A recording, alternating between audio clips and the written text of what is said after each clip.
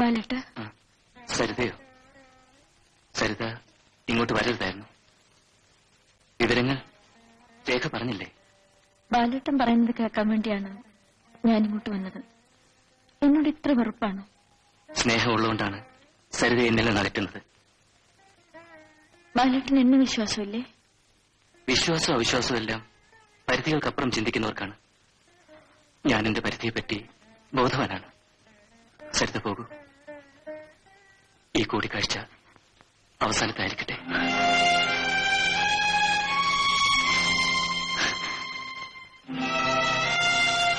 ബാലേട്ടൻ പോകാൻ പറഞ്ഞിട്ട് ഞാൻ പോകാതിരിക്കുന്നത് ശരിയല്ല. ഈ കൂടിക്കാഴ്ച അവസാനത്തേതായിരിക്കട്ടെ. പക്ഷെ നാളെ രാവിലെ ഉണരുമ്പോ ബാലേട്ടനെ സ്നേഹിച്ചൊരു പെണ്ണിന്റെ മരണവാർത്ത ബാലേട്ടൻ കേൾക്കും. അപ്പൊ അവക്ക് വേണ്ടി 2 തുള്ളി കണ്ണീരെങ്കിലും നഷ്ടപ്പെടുത്താനുള്ള സന്മനസ് ബാലേട്ടനുണ്ടാവുമല്ലോ. സരിതേ,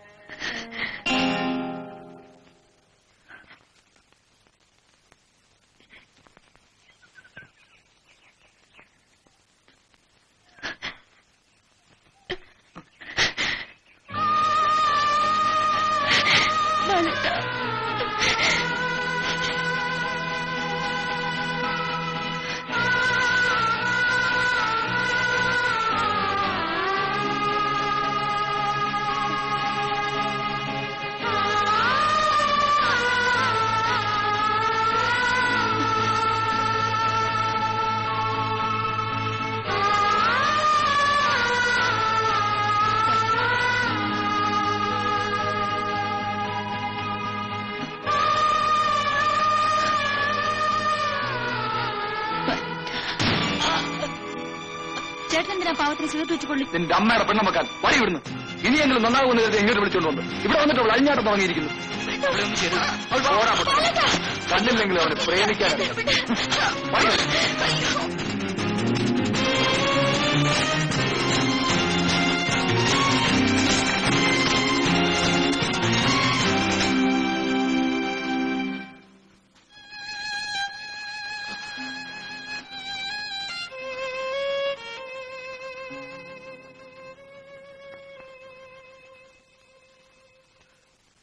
എന്താ മോളെ ഇത്?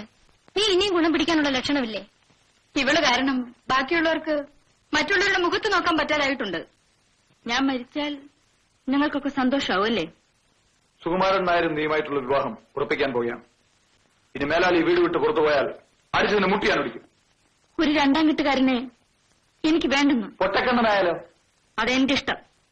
പൊട്ടക്കണ്ണനായാലും ഞുണ്ടിയായാലും കൂടെ ജീവിക്കാൻ പോകുന്ന ഞാനാണ്. അമ്മേ, ഞാൻ പറയാനുള്ളത് പറഞ്ഞു കഴിഞ്ഞു. ഇനി ഈ നില തുടർന്നാൽ എനിക്ക് മറ്റു പല തീരുമാനങ്ങളും എടുക്കേണ്ടി വരും. ഈ വീട്ടിൽ നിന്ന് ഇറക്കി വിടുമായിരിക്കും. പട്ടിണിയായാലും കയറിക്കിടക്കാൻ ഞങ്ങൾക്കൊരു വീടുണ്ട്. കടം ചലിക്കായടി. അല്പം പഠിപ്പ് കൂടിയതുകൊണ്ട് ഇങ്ങനെ കിടന്ന് അഹങ്കരിക്കരുത്.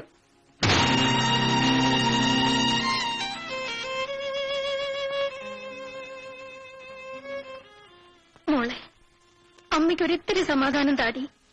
അമ്മേ, ഞാൻ അവസാനമായി പറയാണ്, എന്റെ കല്യാണത്തെപ്പറ്റി ആലോചിക്കാണ്. അത് ബാലേട്ടനെ ആലോചിച്ചാൽ മതി. ഒരു നേരത്തെ ആഹാരം തരാനുള്ള കഴിവ് പോലും അവനില്ലല്ലോ. എനിക്കെങ്ങനെയും ജോലി കിട്ടും. എന്റെ ശമ്പളം കൊണ്ട് ഞാനും ബാലേട്ടന് സുഖമായി ജീവിക്കും. എന്നെക്കുറിച്ച് എന്തെല്ലാം ആഗ്രഹങ്ങൾ വെച്ച് വളർത്തിയത്. ഓരോരുത്തർക്കും ഓരോ വിധിയുണ്ടല്ലോ. ഇതാ ബാലുമമ്മി ചോക്ലേറ്റ്. ഇന്ന് എന്താ വിശേഷം അറിയാവോ? മിനിക്കുട്ടി പറഞ്ഞാലേ അറിയൂ. ഇന്ന് എന്റെ പെരുന്നാളാ. ആണോ? സദ്യയൊക്കെ ഗംഭീരായിരിക്കുമല്ലോ അല്ലേ? ക്ഷണിക്കാനും കൂടിയാ മിനിക്കുട്ടി വന്നത്. അമ്മുമ്മയും ചേച്ചിയും എല്ലാരും കൂടി മിനിക്കുട്ടിയുടെ വീട്ടിലേക്ക് വരണം. ബാലുമമ്മി, നമുക്ക് അമ്പലത്തിലേക്ക് പോകാം. മാമ വരുന്നില്ല, മോള് വെക്കോ?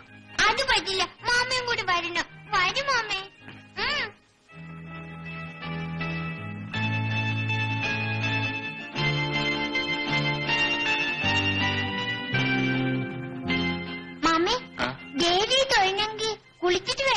മാമ കുളിച്ചതാ, മോള് കുളിച്ചില്ലേ? അയ്യേ, ബാലുമാമി ഒരു മണക്കൂസ. പിറന്നാളായിട്ട് ആരെങ്കിലും കുളിക്കാതിരിക്കുവോ? എന്നാ നമുക്ക് കാലും മുഖമൊക്കെ കഴുകാം. ആ കഴിയാം.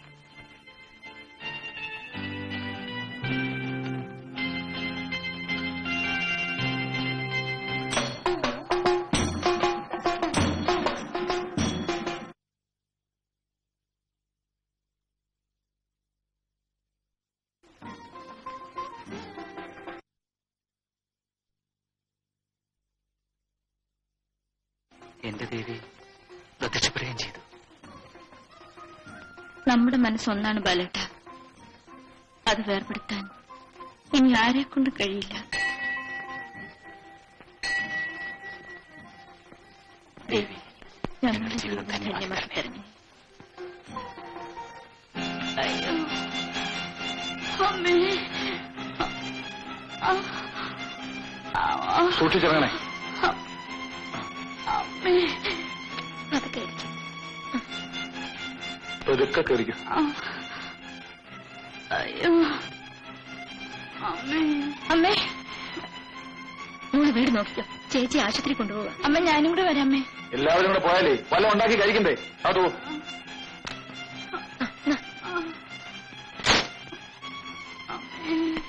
ആ പോവാ.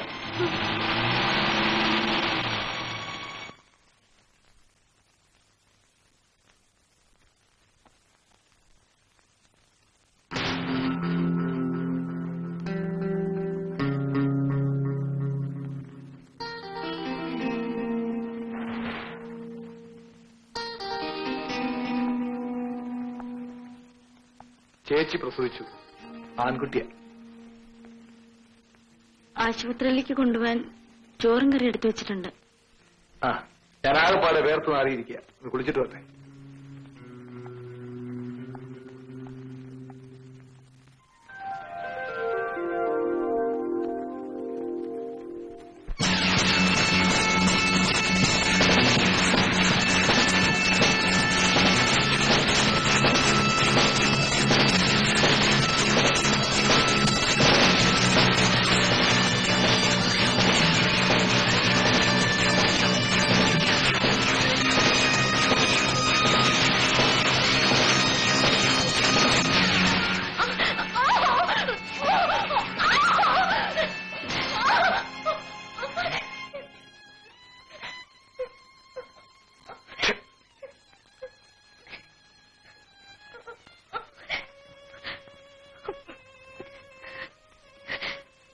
എന്നോട് ക്ഷമിക്കേ.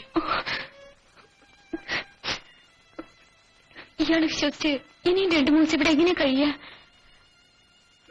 എനിക്ക് മുൻകൂട്ടി സംശയം ഉണ്ടായിരുന്നത് കൊണ്ടാ നിന്നെ കൂട്ടിന് വിളിച്ചത്. നീ കൂടെ ഇല്ലായിരുന്നെങ്കിൽ. ഓ എന്റെ ഈശ്വര. നോക്കൂ സരിതേ, ഒന്നുകിൽ ചേച്ചിക്ക് കൂട്ടിന് ആശുപത്രിയിൽ പോയി നിൽക്ക്, അല്ലെങ്കിൽ അവർ വരുന്നവരെ ഞങ്ങളുടെ വീട്ടിലേക്ക് പോര്.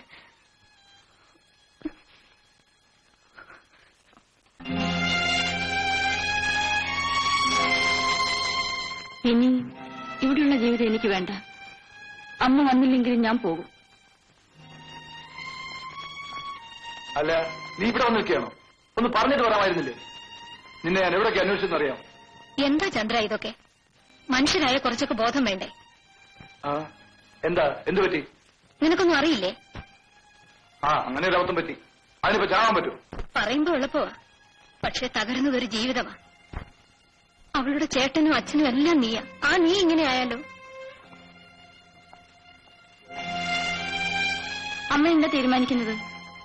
മോളെ സരള ഇതൊന്നും അറിയണ്ട. നിങ്ങൾ 2 പേരും എന്റെ വയറ്റിൽ ജനിച്ചു പോയില്ലേ? ഉടനെ പോയാൽ അവൾക്ക് എന്തെങ്കിലും സംശയം തോന്നും.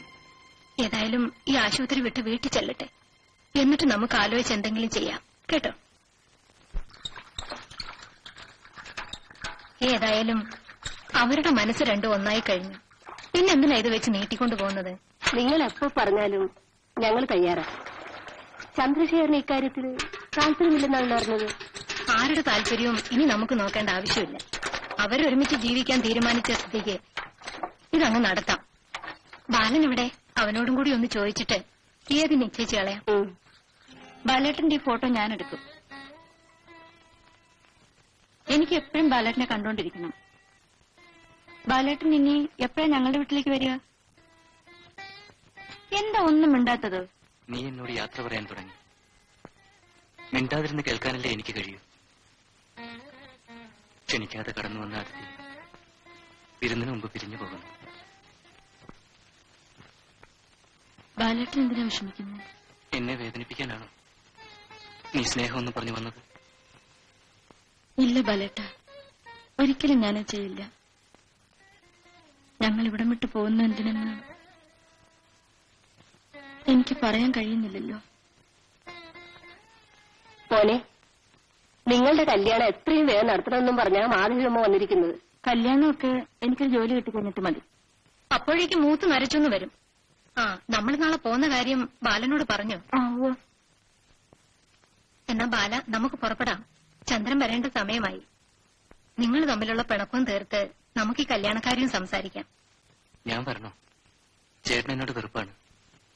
അതൊക്കെ നിന്റെ തോന്നല. മോൻ പുറപ്പെട. ചെല്ലു മോനെ, എന്നായാലും നിങ്ങൾ ഒന്നിക്കേണ്ടവരല്ലേ. മോനെ, അങ്ങനെ മനസ്സിലായടാ? അങ്കിളല്ല, കൊച്ചച്ചൻ. മോനെ മോനെ.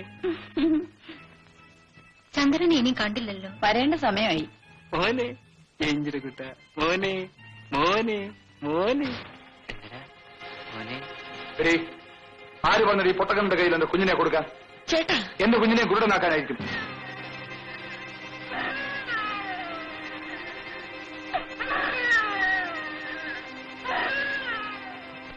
നീ എന്തിനാണ് ഇവിടെ വന്നത്? ചന്ദ്ര, ബാലനെ ഞാനാണ് വിളിച്ചോണ്ട് വന്നത്. അല്ല, ഇതുപോലെ ശത്രുണോ മറ്റോ ആണോ കണ്ട തെണ്ടികളൊക്കെ പിടിച്ചു കയറ്റാൻ?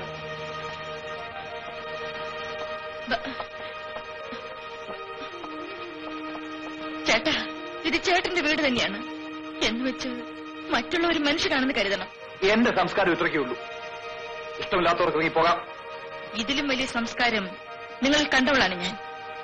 അത് എന്നെ കൊണ്ട് പറയിപ്പിക്കാതിരിക്കുന്ന നല്ലത്. സരിതേ, നീ ഇനി ഒന്നും മിണ്ടരുത്. വയ്യമ്മേ, ഇനി സഹിക്കാൻ വയ്യ. ഇതിനേക്കാൾ ഭേദം നിങ്ങൾക്ക് എന്നെ കൊന്നുകൂടെ?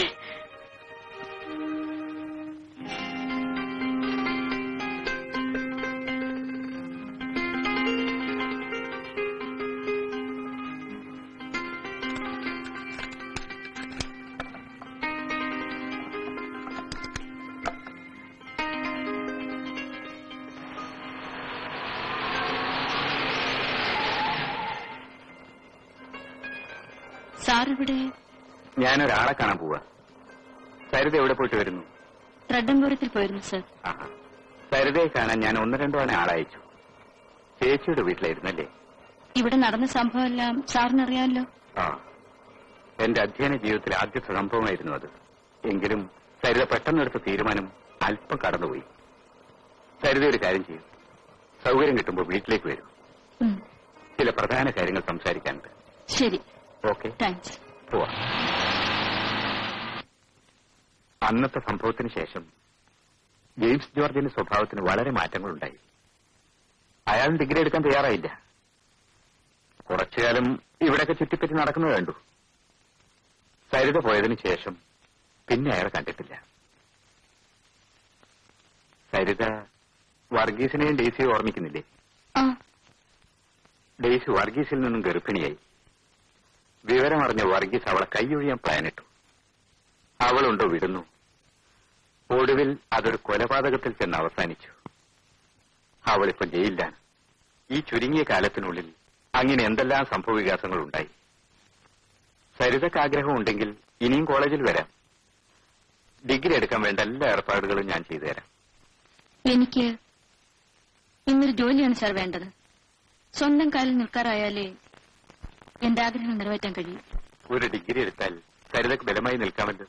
സമയം വൈകിപ്പോയി സാർ. സാർ, എന്റെ വിവാഹം ഏകദേശം നിശ്ചയിച്ചു കഴിഞ്ഞു.